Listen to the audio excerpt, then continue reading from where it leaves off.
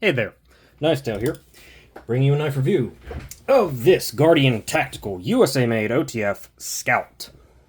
I just did a video on kind of my other OTF knives, so I figured I might as well just finish out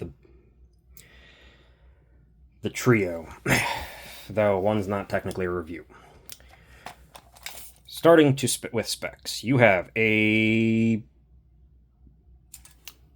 to the furthest point, it's 3.5 inches. To the furthest point up of the handle, it's 3 3/8. I'm going to measure because I have to measure from there. The handle's about 4.5. So you've got almost 3.5 blade inch, about 4.5, a little bit more than that. Maybe not quite 4 5/8 on the handle length, and the overall is 7/8 to just about 8 inches long. It's not that big. Let's make a comparison so we can see how big it is. If I move all my crap off the table before I did the videos, this would make it so much easier. Full-size knife comparison. Civivi Conspirator and small Civivi Elementum. It is almost as big as the Conspirator. It is a little bit shorter, but not by much. It looks a little bit bigger probably on camera, but it is very close, I'd say, to the Conspirator in overall size. So it's basically a full-size knife. Of course, it's an OTF, so it's not tall in any way. It's not cumbersome. Oh, one comparison that I have been doing, which I'm going to have to make more of an effort to do consistently, is the double A battery comparison. There you go. It's a little bit longer than 2 AA batteries for your handle. So that's what it's going to be in your hand, so you can get an idea. Weight of the Scout, 3.22 ounces. So we actually have more than an ounce an inch. So really good ratios. The hardware, not that I'm going to go into the hardware, is unfortunately T6. I really wish they were T8s. T6 around the board, but I mean, they don't feel like bad T6. Yeah, no, they feel pretty solid. Guardian Tactical has a pretty good reputation, so I'm not too worried about them, especially considering they seem tooled deeply enough and they feel decent. But I would like to see T8s. Who wouldn't always?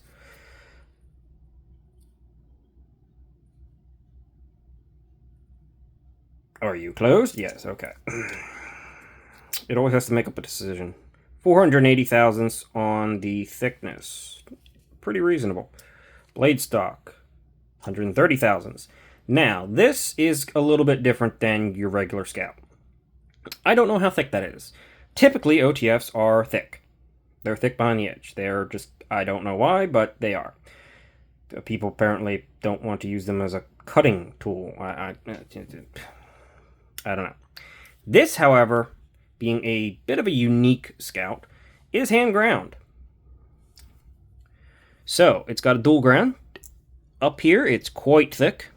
Big, chunky thing behind the edge. No, come on now.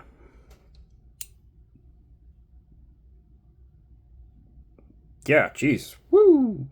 35 thousandths up here.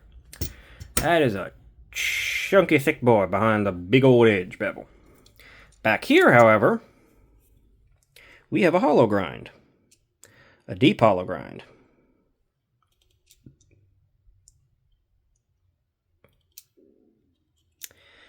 A really pain in the ass hollow grind. At about 11 thousandths behind the edge. Where's the paper that I keep taking chunks out of? There you are. It cuts both, but let's be honest. It cuts really good with the hollow grind. It's quite sharp. It has remained quite sharp. And honestly, yeah, I'm pretty happy with this, but I mean, it's a hand ground blade. You sort of get a little extra time a lot of times when you get into stuff like that. Now, funny enough, I don't actually. I'm assuming this is LMAX 2. I mean, the standard versions come in LMAX blade steel, but I don't know what steel this one's in. I can't remember. As you can see, this was number 17. Like when they first started making these ones, they did apparently a couple special ones in like the bridge between prototype to production, and this was one of them. So mileage may vary. This was a little bit more expensive than the rest, than the regular ones are, and it's just a little more unique and likely a better cutter because of this hollow grind. I'm not saying the normal ones are bad. I'm not saying they're necessarily as thick as this 35, 36 thousandths behind the edge. That's probably extreme, but it's not unreasonable for most OTFs to either be thick behind the edge or get thick quickly. This one avoids that with that, like, ridiculously deep hollow grind. You can kind of see it's pretty freaking deep on there. It doesn't really start thickening up too badly until about here. So you got tons of life there. That's the end of the specs. I've already started talking about the knife, but the end of specs. Little look over.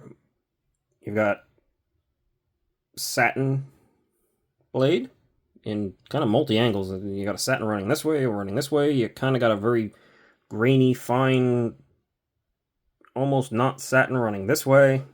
You got another horizontal, vertical one running this way. Yeah, it's all over the place.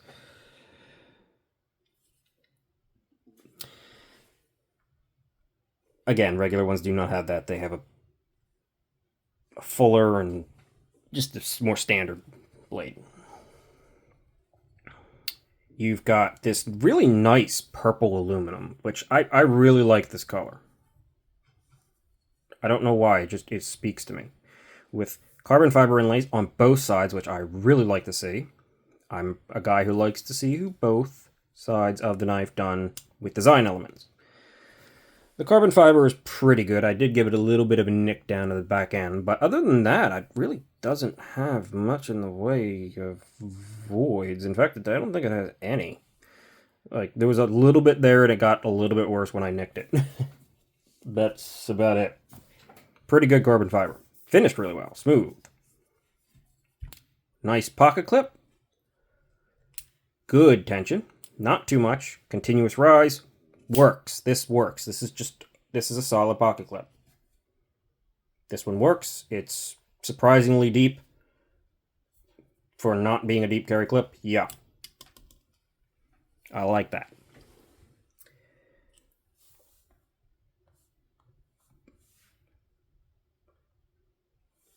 And they all have this clip, yeah. There is a subtle 3-ball bearing glass breaker. A baker.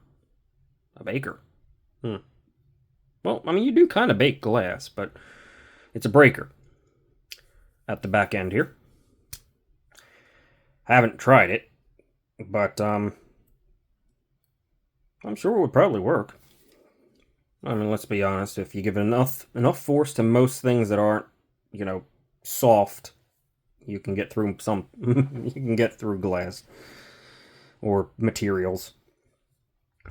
You have just some simple milling and design elements just carried through the entire thing. Just texture, just little flourishes, I guess you would call them. They just add something. This makes it look a little more elegant, a little better than just if this was just full carbon fiber. It's just nice. It's a nice touch. You have a button, which thankfully is not a Microtech button, and is comfortable, very comfortable. And the actuation is, let's see, pretty darn easy. Very consistent. It feels like it's still got good power, but you're not fighting anything. It's not too bad. yes, you've got a bit of play. OTFs have that. Except nowadays, more and more are coming out. Or I should say, Microtech's doing some. We already had the Deadlock. I don't think it's going to be long before there are other OTFs out there that have zero play, and it's been eliminated entirely in these knives. But until then, you gotta play. It's just what it is.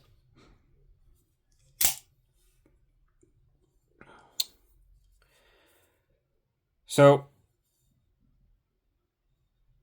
this is a really good knife. And coming in at a base price of about $400, it's expensive. There's no doubt about that. But Guardian Tactical is doing a very good job. This is very well made. I mean, it's not as intricate as this thing. Certainly not the Microtech, and it certainly doesn't fire quite the same. But it also does a number of things better, and the quality control is definitely better than the Microtech. This thing has that rattle on that button. And pretty sharp button at that. This is very usable. Very comfortable in hand. It's very neutral, of course, because it's just this, but it's also not too tall, so it's not uncomfortable when you even grip down on it. The clip is well done. Plain, simple, but not uncomfortable at all. The plunge grind is about hitting the edge. I, of course, can't really speak to the production ones. It's pretty common for the plunge grind to hit the edge on OTFs. And a hand ground knife, it's also pretty common for that to happen occasionally, so I'm not going to knock it too hard. You definitely have the beginning of a choil, and you definitely have the ability to sharpen in whatever you want to this thing, whatever you feel is necessary, so who cares?